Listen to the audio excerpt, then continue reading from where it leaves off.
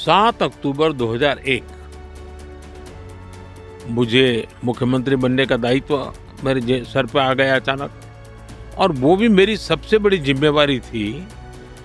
गुजरात में जो भूकंप आया था, उस भूकंप के रिहेबिलिटेशन के लिए बहुत बड़ा काम था, और पिछली शताब्दी का वो सबसे बड़ा भूकंप था। हजारों लोग मारे गए थे। तो एक काम के लिए मेरे लिए सीएम का काम मेरे जिम्मे आ गया। बहुत महत्वपूर्ण काम था, और मैं शपथ लेने के बाद पहले दिन से इस काम में जुड़ गया था। मैं एक ऐसा व्यक्ति हूं जो कभी सरकार नाम से मेरा कोई रिश्ता नहीं रहा। मैं सरकार में कभी रहा नहीं। मैं सरकार क्या होती है जानता नहीं था। मैं कभी एमएलए नहीं बना। मैं कभी चुनाव नहीं लड़ा। मुझे जीवन में पहली बार चुनाव लड़ना पड़ा। मैं 24 फरवरी 2002 मैं पहली बार एमएलए बना, एक चुना हुआ जनप्रतिनिधि बना। और मैं पहली बार 24 तारीख को या 25 तारीख को या 26 तारीख को गुजरात विधानसभा में मैंने पैर रखा। 27 फरवरी 2002 विधानसभा में मेरा बजट सत्र था। हम हाउस में बैठे थे, और उसी दिन यानी अभी मुझे एमएलए बने 3 दिन हुए थे, और गोधरा की घटना हो गई, और भयंकर घटना थी। लोगों को जिंदा जला दिया गया था।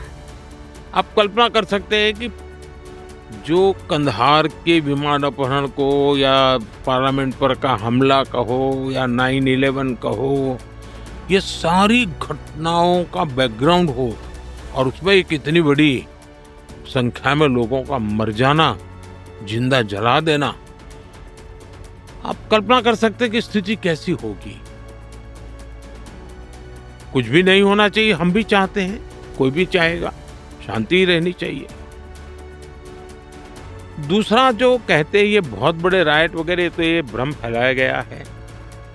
अगर 2002 के पहले का डेटा देखें तो पता चलता है कि गुजरात में कितने दंगे होते थे। हमेशा कहीं ना कहीं कर्फ्यू लगा रहता था। पतंग के अंदर कम्युनल वायलेंस हो जाए, साइकिल टकरा जाने पर कम्युनल वायलेंस हो जाए। 2002 से पहले गुजरात में 250 से ज्यादा बड़े दंगे हुए थे, और 1969 में जो दंगे हुए थे वो तो करीब 6 महीना चले थे। अरे तब तो हम कहीं थे ही नहीं दुनिया के उस चित्र में, उस समय की मैं बताऊं। और इतनी बड़ी घटना एक ऐसा स्पार्किंग पॉइंट बन गया कि कुछ लोगों की हिंसा हो गई, लेकिन न्यायालय ने उसको बहुत डिटेल में देखा है, लंबे अरसे। और उस समय हमारे जो विरोध के लोग हैं वो सरकार में थे, और वो तो चाहते थे कि हम पर जितने आरोप लगे थे हमको सजा हो जाए। लेकिन उनके लाखों कोशिश के बाद भी जुडिशरी ने पूरी तरह डिटेल में उसका एनालिसिस किया, 2 बार किया, और अब पूरी तरह निर्दोष जिन लोगों ने गुनाह किया था उनके लिए न्यायालय ने अपना काम किया है। लेकिन सबसे बड़ी बात है, जिस गुजरात में साल में कहीं कहीं दंगे हुआ करते थे, 2002 के बाद आज 2025 है, गुजरात में 20-22 साल में कोई बड़ा दंगा नहीं हुआ। पूरी तरह शांति है। और हमारी कोशिश ये रही है कि हम वोट बैंक की राजनीति नहीं करते। हम सबका साथ, सबका विकास, सबका विश्वास, सबका प्रयास, इसी मंत्र को लेकर के चलते हैं।